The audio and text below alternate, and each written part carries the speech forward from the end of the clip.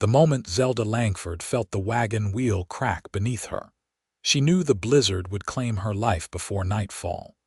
The January winds of 1885 howled across the Wyoming plains with a fury she had never witnessed in all her 23 years. Her husband Thomas had been dead only 2 months now, taken by fever in their modest home near Laramie, and she had set out 3 days ago to reach her sister in Cheyenne. The townspeople had warned her against traveling alone, but grief had made her reckless. Now that recklessness would cost her everything. The horse whinnied in panic as the wagon lurched sideways, and Zelda grabbed desperately at the reins. The animal bolted, leaving her sprawled in snow that was already ankle-deep and rising. She watched helplessly as her only transportation disappeared into the white wall of wind and ice, taking with it her supplies, her warmth, and her hope. Zelda pulled her threadbare coat tighter and forced herself to stand. The cold bit through her wool dress as though it were made of paper. She could barely see 10 feet ahead, but staying still meant freezing to death within the hour. She chose a direction that felt right and began walking, each step a battle against the wind that seemed determined to push her back toward the earth. Time became meaningless. Minutes or hours could have passed. Her fingers had gone numb inside her gloves, and her face felt like stone. The snow was past her knees now, each step requiring her to lift her whole leg high before plunging it forward. Her breathing came in ragged gasps that froze the moisture on her lips. Just as her vision began to blur and her mind started whispering sweet lies about lying down to rest, she saw it. A dark shape in the endless white. At first, she thought it was a rock formation or her imagination, but as she stumbled closer, the shape resolved into a fence post. Then another. Then the blessed, beautiful outline of a barn. Zelda had no memory of climbing over the fence. Her body moved on pure survival instinct now, driven by some primal force that refused to let her die in the snow like a lost animal. The barn door was partially open, and she fell through it into darkness that felt warm only by comparison to the hell outside. She collapsed onto hay that smelled of horses and leather and life. Her eyes closed against her will, and the world went black. Somewhere in the distance between consciousness and death, Zelda felt herself being lifted. Strong arms cradled her against a chest that radiated heat.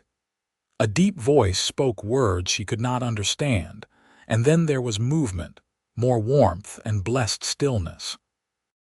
When she finally opened her eyes, the first thing she saw was a ceiling made of rough-hewn timber. The second was a fire crackling in a stone hearth, casting dancing shadows across log walls decorated with simple furnishings. The third was a man sitting in a chair beside the bed where she lay, his head bowed, his hands clasped together as though in prayer. Zelda tried to speak, but her throat was too dry. The sound she made was barely more than a croak, but it was enough. The man's head snapped up, and she found herself looking into the most striking blue eyes she had ever seen. He was perhaps 26 or 27, with dark hair that fell across his forehead and a face weathered by sun and wind. A few days' worth of stubble shadowed his jaw, and concern etched lines around his eyes and mouth. He stood quickly, his tall frame unfolding with a grace that spoke of strength held in check. "Easy now," he said, his voice carrying the soft drawl of someone who had spent years under open skies. "You have been unconscious for near about 6 hours. Thought I might lose you for a while there." He brought her a cup of water, supporting her head gently as she drank. The water was cool and sweet, and Zelda drank greedily until he pulled the cup away. "Slow," he cautioned. "Your body has been through hell. Too much too fast will make you sick." Zelda nodded weakly and sank back against the pillows. Now that awareness was returning, she realized she was no longer wearing her wet clothes. Instead, she wore a man's shirt that was far too large for her, and she was buried under several heavy quilts. Her cheeks flushed with embarrassment. The man seemed to read her thoughts. "I had no choice," he said simply. "Your dress was soaked through. You would have died of the cold otherwise." I kept my eyes to myself as much as able. Your modesty stayed intact as best I could manage. "Thank you," Zelda managed, her voice hoarse. "You saved my life." "Marcus O'Brien," he said, offering his hand. When she took it, his grip was warm and careful. "This is my ranch, about 15 miles northwest of Laramie." "Zelda Langford," she replied. "I was traveling to Cheyenne when my wagon broke." Marcus's expression darkened. "In this storm, forgive me for saying so, but that was foolish. This blizzard came up sudden, but any local could have told you it was brewing." "I know," Zelda said quietly. "I was not thinking clearly. My husband died 2 months ago. I was trying to reach my sister." Something shifted in Marcus's eyes. Not pity exactly, but understanding. "I am sorry for your loss. Thank you." An awkward silence fell between them. Marcus cleared his throat and moved toward the fireplace, adding another log to the flames. "The storm is still raging outside. Could be days before it clears enough for travel. You are welcome to stay here until it is safe." "I could not impose," Zelda began, but Marcus held up a hand. "It is not an imposition. It is survival. I will not send you back out into that storm, and there is nowhere else for you to go. I have a spare bedroom, plenty of food, and no expectations beyond basic human decency. You will stay." The firmness in his tone left no room for argument, and truthfully, Zelda was too weak and too grateful to protest further. She nodded and closed her eyes, exhaustion pulling at her like a physical weight. When she woke again, the light coming through the window was different. Evening had fallen, though the howl of the wind outside suggested the storm had not abated.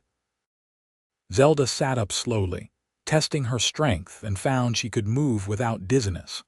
The bedroom was small but well kept, with simple furniture that showed signs of careful craftsmanship.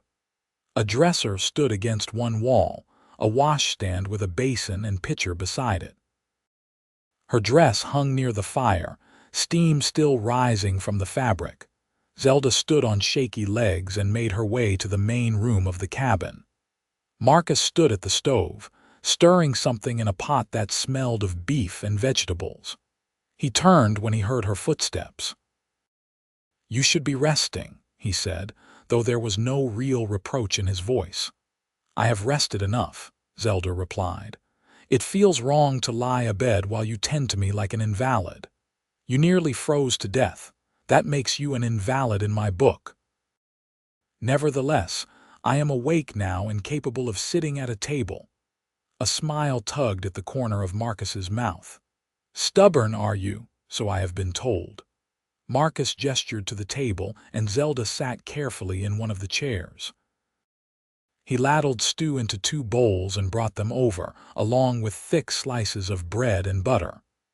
They ate in companionable silence at first, Zelda savoring every bite of the hearty food. "How long have you lived here?" she asked eventually. "Built this place 4 years ago," Marcus replied. "Bought the land with money. I saved working cattle drives from Texas up to Montana.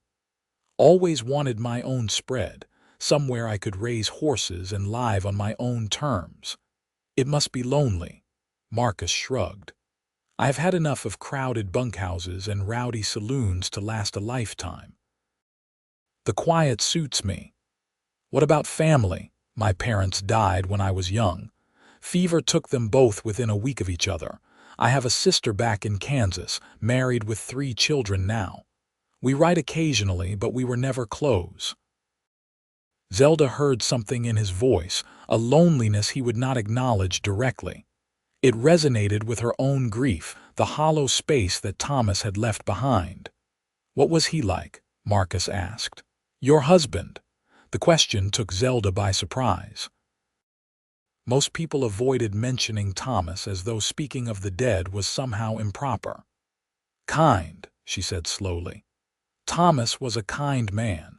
He worked at the general store in Laramie, kept the books and managed inventory. He was steady, reliable. We married when I was 19 and he was 28. He gave me a home and security."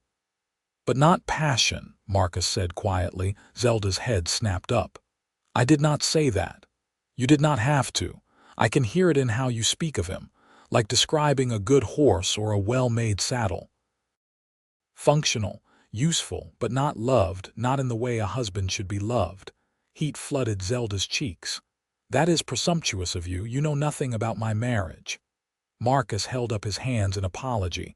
"You are right. I spoke out of turn. Forgive me." But the words had struck too close to truth for Zelda to dismiss them entirely. She had cared for Thomas, respected him, felt grateful to him for offering her a way out of her father's house and the prospect of spinsterhood. But had she loved him with the kind of wild, consuming passion she had read about in books? The answer shamed her, especially now that he was gone. The rest of the meal passed in strained silence. Afterward, Marcus insisted on cleaning up while Zelda returned to the bedroom. She lay awake for a long time, listening to the storm and thinking about uncomfortable truths she had spent 2 months avoiding. The next morning brought no relief from the blizzard. If anything, the wind had grown stronger, and snow was piled so high against the windows that it blocked out much of the light. Zelda woke to find Marcus already up, tending to the fire and preparing coffee. "I need to check on the animals," he said when she emerged. "The barn is connected to the house by a rope line. I will be back within the hour."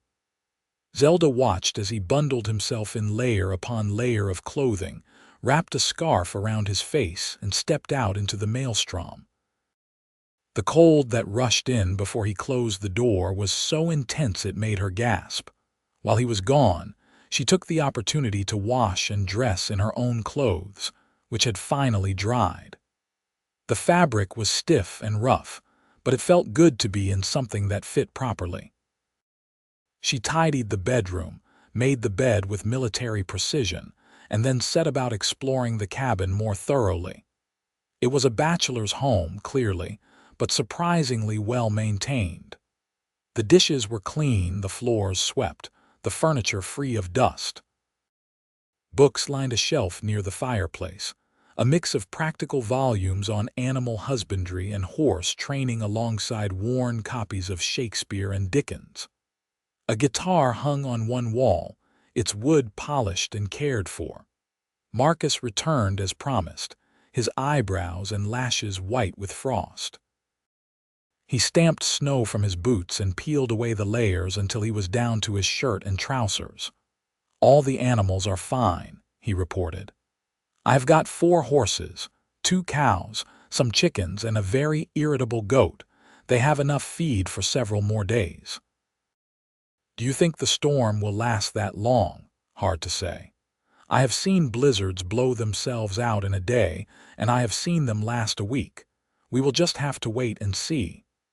The forced proximity created an odd intimacy between them. With nothing to do but wait out the storm, Marcus and Zelda fell into conversations that grew deeper and more personal with each passing hour. She learned that he had been born in Missouri, that he had fought briefly in the tail end of the Indian Wars before deserting because he could not stomach what he was ordered to do, that he had spent years drifting and working odd jobs before finding his purpose in this isolated ranch.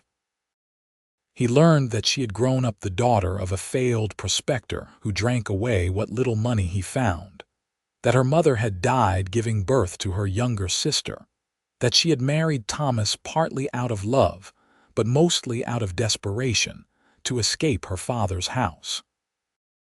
"I should not speak ill of him," Zelda said on the second evening, staring into the fire.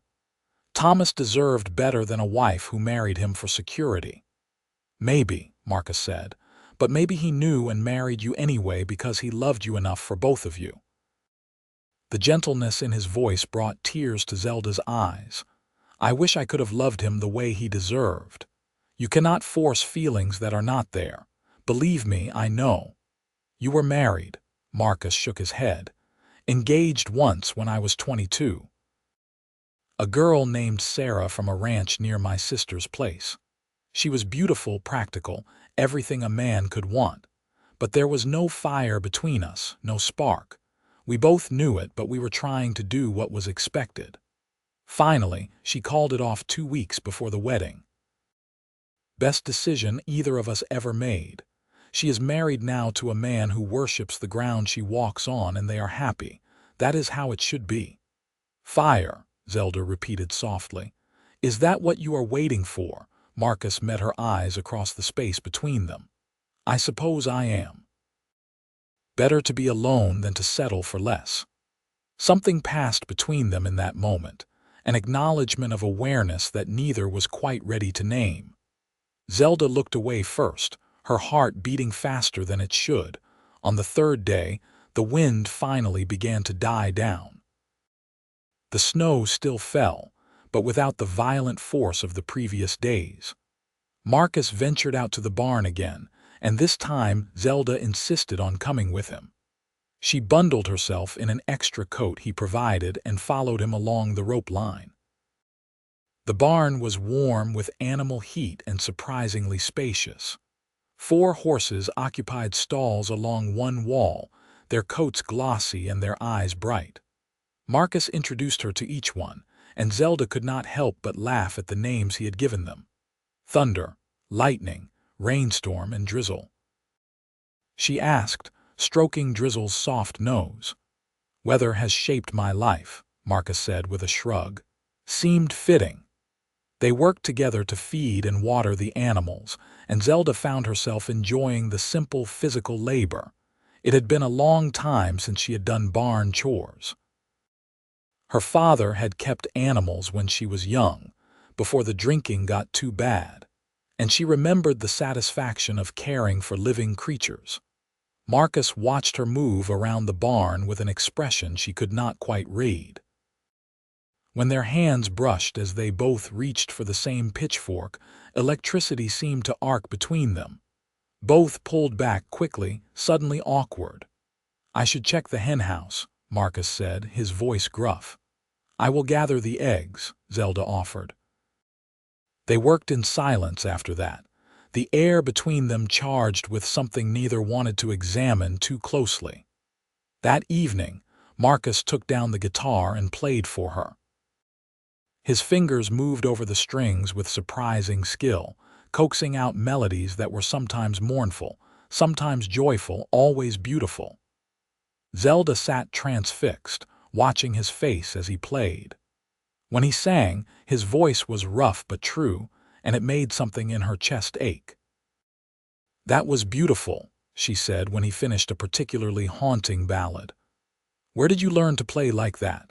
My mother taught me, Marcus replied. She played every evening when I was a child. After she died, the guitar was the only thing of hers I kept. I taught myself the rest from there. Would you teach me? Marcus looked surprised. You want to learn? I always wanted to play an instrument, but my father said it was frivolous. Then after I married, there was never time or money for such things. Come here then. Zelda moved to sit beside him, and he placed the guitar in her hands, showing her how to hold it, where to put her fingers. His hands covered hers, guiding them to the right positions, and the warmth of his touch sent shivers through her that had nothing to do with cold. They worked on a simple melody for over an hour, Marcus patient and encouraging as Zelda fumbled her way through the notes. By the end, she could play a recognizable version of Shenandoah, and she felt absurdly proud of the accomplishment.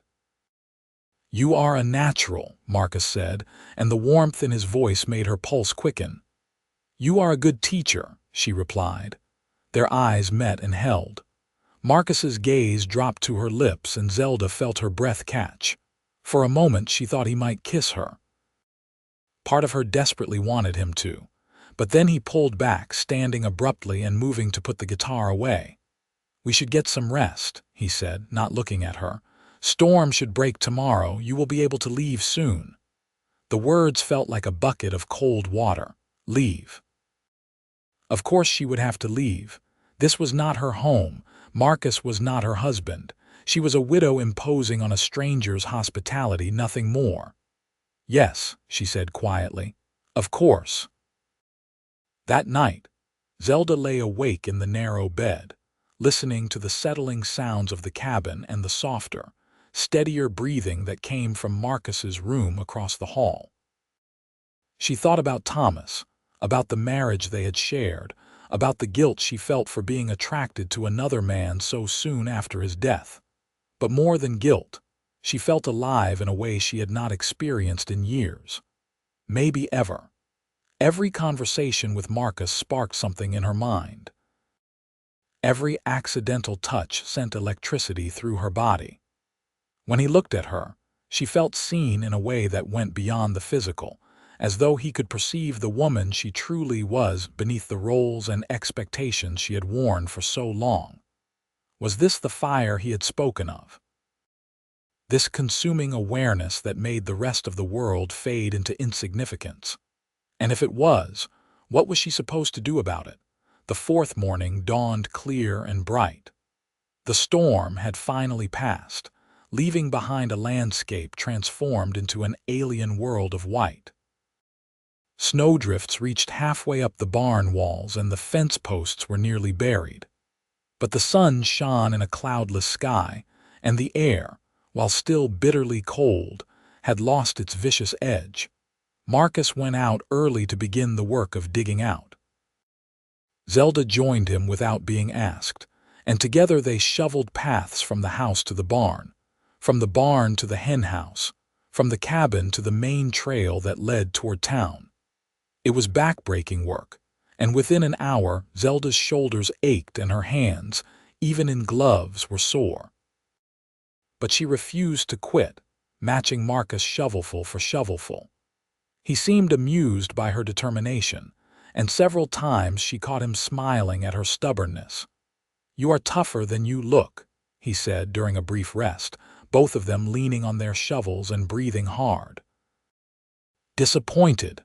Zelda asked, raising an eyebrow. "Not even a little bit." They took a break for lunch, then went back to work. By late afternoon, they had cleared enough space to move freely around the property. Marcus stood surveying their work with satisfaction. "I will ride into town tomorrow," he said. "Let people know you are safe. See about getting word to your sister in Cheyenne." "I could go with you," Zelda offered.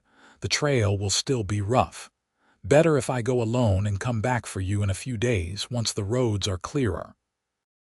It made practical sense, but Zelda felt a pang at the thought of him leaving.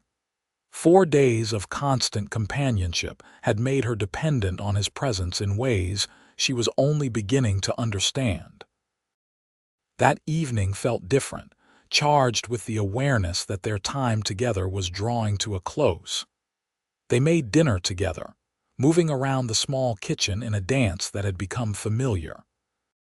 Afterward, Marcus played the guitar again, and Zelda sang along softly to the songs she had learned. When the fire burned low and the evening grew late, neither moved to retire. Finally, Marcus set the guitar aside and turned to face her. "I need to tell you something," he said, his voice serious. "These past few days, having you here, it has meant something to me. More than just helping someone in need. I know the timing is terrible. I know you are mourning your husband. I know I should keep my mouth shut. But if I do not say this now, I will regret it for the rest of my life." Zelda's heart hammered against her ribs. "Say what?" "I am falling in love with you, Zelda. Maybe I already have fallen. I know it is too soon. I know you probably think I am taking advantage of the situation. But I swear to you that is not what this is. I have never felt like this before. Never wanted someone to stay so badly. It feels like my chest is being crushed." The raw honesty in his words took her breath away. Zelda stood, crossing the space between them until she stood directly in front of him. Marcus remained seated, looking up at her with those blue eyes that seemed to see straight through to her soul. "You are right," she said softly. "The timing is terrible. I should still be mourning. Society would say I am dishonoring Thomas's memory by even considering such things." "I know," Marcus said, starting to look away. Zelda reached out and cupped his face, forcing him to meet her eyes again. "But I do not care what society says. These 4 days with you have shown me what I was missing my entire life. You talk to me like I have thoughts worth hearing. You look at me like I am something precious. When you touch me, even accidentally, I feel more alive than I ever did in 4 years of marriage."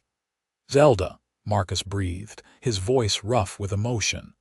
"I am falling in love with you too," she whispered. "It terrifies me. It feels too fast and too big and completely overwhelming. But it is the truth." Marcus stood slowly, his hands coming up to rest on her waist. "Are you sure? Because once we cross this line, I will not be able to go back. I will not be able to pretend I do not want you with every fiber of my being." "I am sure," Zelda said, and then his lips were on hers. The kiss started gentle, almost tentative, as though they were both afraid of breaking something fragile. But then Zelda's arms wrapped around his neck, and Marcus pulled her closer, and the fire they had both been fighting blazed to life. His mouth moved over hers with a hunger that matched her own, and Zelda heard herself make a sound she had never made before, something between a sigh and a moan. Marcus's hands tangled in her hair, and she pressed herself against him, wanting to erase every inch of space between them. When they finally broke apart, both were breathing hard. Marcus rested his forehead against hers, his eyes closed, his expression one of almost pained rapture. "I want you," he said hoarsely. "God help me. I want you so badly I can barely think straight, but not like this. Not when you are still vulnerable, still grieving. It would not be right." Zelda felt a surge of frustration mixed with something deeper, something that felt like love amplified by respect. He was putting her well-being above his own desire, proving yet again that he was unlike any man she had known. "You are a good man, Marcus O'Brien," she said, kissing him softly once more. "I am trying to be," he replied. "For you, I want to be." They stood together in the firelight for a long time, holding each other, neither willing to be the first to let go. Finally, Marcus stepped back, his hand trailing down her arm to link their fingers. "I will ride to town tomorrow as planned," he said. "But I am not taking you to your sister, not unless that is truly what you want. If you will have me, I want you to stay here, with me. As my wife, if you will agree to it. I know it is fast. I know people will talk, but I do not care about any of that. I only care about you." Tears sprang to Zelda's eyes. "What about mourning? What about propriety? We will wait however long you need. A month, 6 months, a year. I will court you properly, let the whole territory know my intentions. But I want you to know right now that I am in this for forever, not just a few stolen days in a snowstorm." "Yes," Zelda said, the word emerging as barely more than a whisper. "Yes, I will stay. Yes, I will marry you. Yes to all of it." The smile that broke across Marcus's face was like the sun emerging from clouds. He picked her up and spun her around, and Zelda laughed with pure, uncomplicated joy. They kissed again, softer this time, sealed with promise rather than passion. When they finally parted for the night, Zelda floated to her room on a wave of happiness she had never imagined possible. Marcus left for town the next morning, promising to return by evening. Zelda spent the day in a state of nervous excitement, cleaning the cabin, tending the animals, and imagining what her life here might look like. She was feeding the chickens when she heard hoofbeats. Her heart leaped, thinking Marcus had returned early, but the rider who appeared around the bend was not him. It was a woman, perhaps 10 years older than Zelda, wrapped in a heavy coat and riding a sturdy mare. "Hello," the woman called, dismounting near the barn. "You must be the one Marcus found in the blizzard. I am Nancy Miller. My husband and I have the ranch about 5 miles east of here." "Zelda Langford," Zelda replied, brushing chicken feed from her hands. "How did you know I was here?" "Marcus stopped at our place on his way to town. Asked Henry to check on you while he was gone, make sure you were not in need of anything. I volunteered to come myself. Figured woman to woman might be more comfortable." The kindness in the gesture touched Zelda. "That is very thoughtful. Would you like some coffee?" Over coffee and the last of the bread, Nancy proved to be both friendly and direct. "Marcus is a good man," she said, watching Zelda over the rim of her cup. "Best neighbor we have ever had. Helped Henry mend fences last spring when he broke his leg. Brought us vegetables from his garden all summer. Never asks for anything in return." "He seems to be a good man," Zelda agreed carefully. Nancy smiled. "I saw the way he talked about you this morning, like you hung the moon. Henry looked at me like that once back when we were courting. 20 years later, he still does sometimes." "That kind of love is rare and it should not be wasted." "People will talk," Zelda said. "About the impropriety of it all. People always talk," Nancy replied with a dismissive wave. "Give them a month and they will find someone else to gossip about. The question is not what people will say. It is what you want. Do you want him?" "Yes," Zelda said simply. "More than I have ever wanted anything." "Then to hell with propriety. Life is too short and too hard out here to waste time on what other people think. If you have found something real with Marcus, hold on to it with both hands." Nancy stayed for another hour, filling Zelda in on the local area, the neighbors, the rhythms of ranch life. By the time she left, Zelda felt she had gained not just information but a friend. Marcus returned as the sun was setting, bringing supplies from town and news. "Your sister has been notified," he reported. "She was worried sick about you but relieved to hear you are safe. I told her you would write soon with your plans." "What exactly did you tell her my plans were?" Marcus looked uncertain for the first time since she had known him. "I said you were considering staying in the area. I did not mention anything about us. I thought you should be the one to tell her in your own words." They ate dinner, and afterward Zelda sat down to write the most difficult letter of her life. She told her sister the truth, all of it.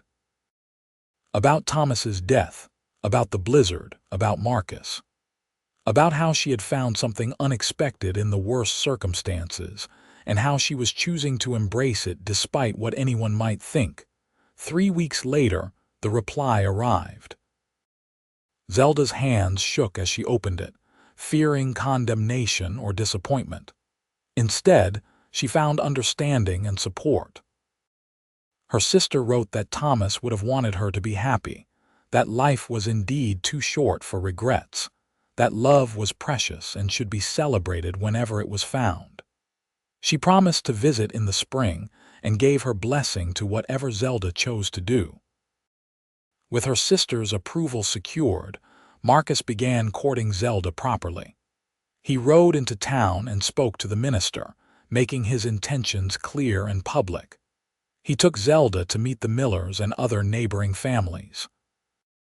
He gave her space when she needed it and held her when grief for Thomas surfaced unexpectedly. They set the wedding for April, when the snows had melted and the prairie was green again. It was just enough time to satisfy the basic demands of propriety, while not making them wait longer than necessary. Those months were a revelation for Zelda. She learned that Marcus was patient and funny, hardworking, and surprisingly well-read. He taught her to ride Thunder, the gentlest of his horses, and together they explored the boundaries of his land. He showed her the creek where he fished in summer, the meadow where wildflowers bloomed in astonishing profusion, the hidden canyon where eagles nested. In turn, Zelda brought life and warmth to the cabin. She sewed curtains for the windows, planted an herb garden in boxes near the kitchen, and filled the silence with song and laughter. She proved to be skilled with animals, developing a particular rapport with the irritable goat Marcus had threatened to sell. They talked for hours about everything and nothing. Marcus shared his dreams of expanding the ranch, breeding horses that would be sought after throughout Wyoming and beyond. Zelda confessed her secret desire to teach, to help children learn to read and write. "Why do you not?" Marcus asked. "There are families within riding distance who would jump at the chance to have a teacher nearby." "I would need books, supplies," Zelda said. "It would require building a schoolhouse eventually." "So we will build one," Marcus replied, as though it were the simplest thing in the world. "Not right away, perhaps, but in time. Why should your dreams matter less than mine?" The casual way he validated her ambitions made Zelda love him even more. Thomas had never asked about her dreams. It had simply been assumed that being a wife and potentially a mother would be enough for her. Their wedding took place on a brilliant April morning. Nancy Miller stood up as Zelda's witness, and Henry Miller as Marcus's. The minister kept the ceremony brief, and afterward, a small gathering of neighbors celebrated with them in the churchyard. Zelda wore a dress of pale blue that Nancy had helped her sew, with wildflowers woven into her hair. Marcus wore his best suit and could not stop smiling. When the minister pronounced them husband and wife and Marcus kissed her, Zelda felt as though her heart might burst from sheer happiness. The wedding night was everything Zelda had hoped and nothing like what she had experienced before. Marcus was tender and passionate, taking his time, ensuring her pleasure equaled his own. They came together with a fierce joy that left them both breathless and laughing and absolutely certain they had made the right choice. In the weeks and months that followed, they settled into a rhythm that felt as natural as breathing. Zelda took on more responsibility with the ranch while Marcus began the careful work of breeding and training horses. She started teaching children from neighboring ranches twice a week, using the main room of their cabin until they could build something more permanent. Their first real test came in October, when an early snowstorm threatened the horses Marcus had spent months training for a buyer in Cheyenne. They worked together through a night and a day to bring all the animals safely into the barn, and when it was over, they collapsed in exhausted triumph. "We make a good team," Marcus said, pulling Zelda close as they stood in the barn, surrounded by the warm breathing of the horses. "The best team," Zelda agreed. The following spring, Zelda discovered she was pregnant. The news filled them both with joy tempered by appropriate nervousness. Marcus became even more protective, insisting she reduce her teaching schedule and avoid any heavy ranch work. "I am pregnant, not made of glass," Zelda protested. "Women have been having babies since the dawn of time." "Not my baby," Marcus replied stubbornly. "Not my wife." His concern was endearing even when it was frustrating. Nancy Miller, who had 3 grown children of her own, became an invaluable source of advice and support. In December, with snow falling softly outside, Zelda gave birth to a healthy baby boy. They named him William, after Marcus's father, and both of them wept as they held their son for the first time.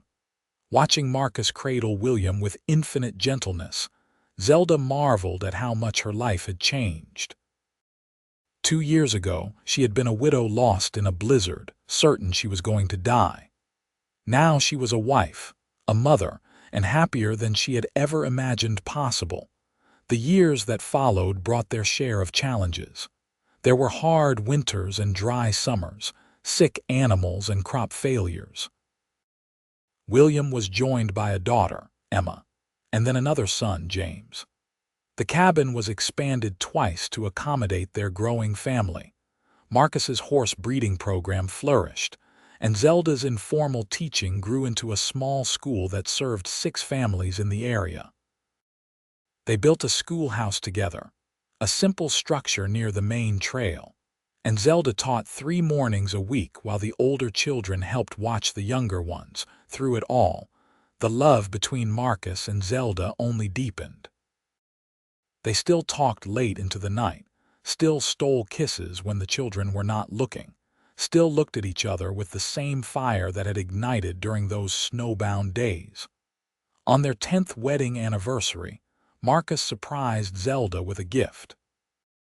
It was a guitar smaller than his own, made specifically for her hands by a craftsman in Cheyenne.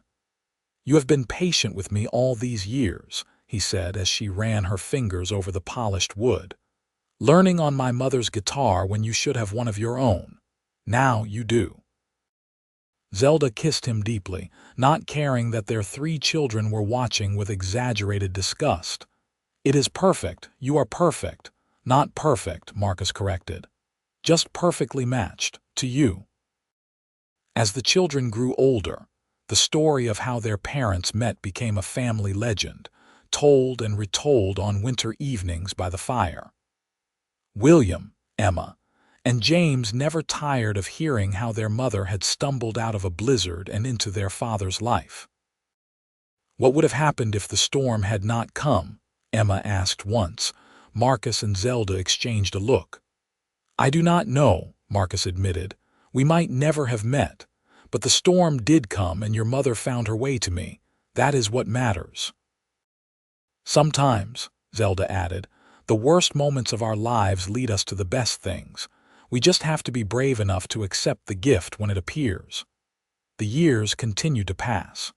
The children grew, learned, eventually left to make lives of their own.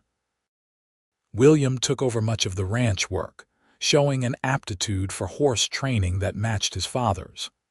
Emma, to no one's surprise, became a teacher herself, opening a school in Laramie. James, the wanderer of the family, left to see the wider world but always came home for the holidays. Marcus's hair turned gray, then white. Zelda's face gained lines that spoke of years spent smiling. They slowed down, as all people do, but the essential core of who they were together never changed.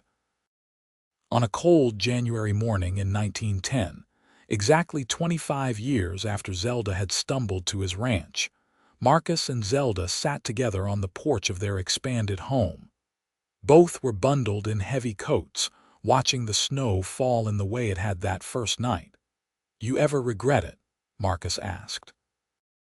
"Staying here, marrying me so quickly after Thomas died." Zelda took his weathered hand in hers. "Not for one single moment. You gave me warmth I had never known, Marcus. Not just that first night, but every day since. You taught me what love should feel like." "You taught me the same thing," Marcus replied. "I was so lonely before you came. I did not even realize how lonely until you were here, and suddenly everything had color and meaning." They sat in comfortable silence, watching their land stretch out before them under its blanket of white. Smoke rose from the chimney of the schoolhouse, where Emma was teaching a new generation of children. William was in the barn, preparing to break a particularly spirited colt. The sound of hammering came from the direction of the new house James was building on the eastern portion of the property, having finally decided to settle down with his new bride. "We built something good here," Zelda said. "Something that will last beyond us." "We did," Marcus agreed. "Together." As the snow fell and the fire crackled in the hearth behind them, Marcus pulled Zelda close and kissed her temple. She leaned into him, still fitting against his side as perfectly as she had that first winter. The blizzard that had brought them together had long since passed, but the warmth they had found in each other continued to burn bright. It warmed not just the two of them, but their children and the wider community they had built over 25 years. In the end, Zelda often reflected, she had lost her way in a storm only to find her true home. She had been a widow stumbling toward what she thought was death, but instead she had discovered life in its fullest, richest form.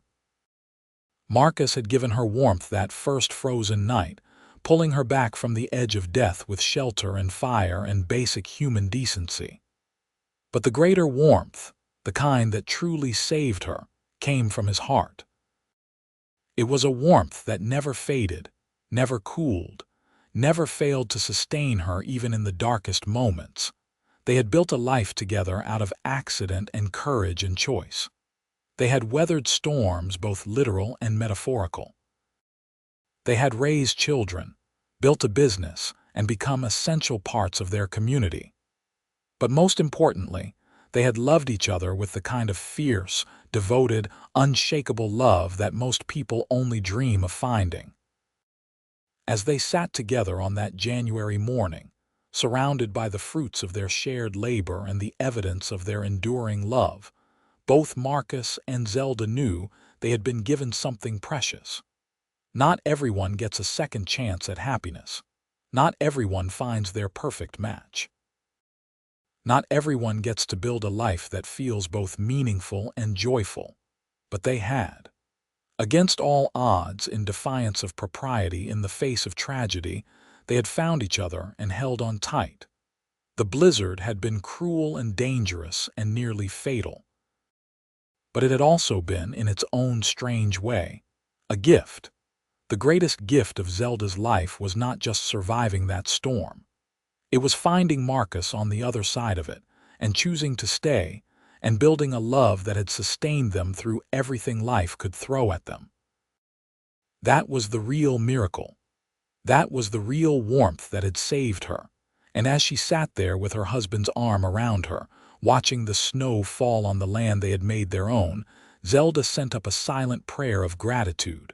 For storms that change our paths, for strangers who become family, for love that transforms us, for warmth that never fades, for all the unexpected gifts that arrive when we are lost and stumbling and certain we cannot go on. Sometimes, those gifts look like a light in the darkness, a door in the storm, or a blue-eyed cowboy with gentle hands and a generous heart. Sometimes, being lost is exactly what we need to find our way home,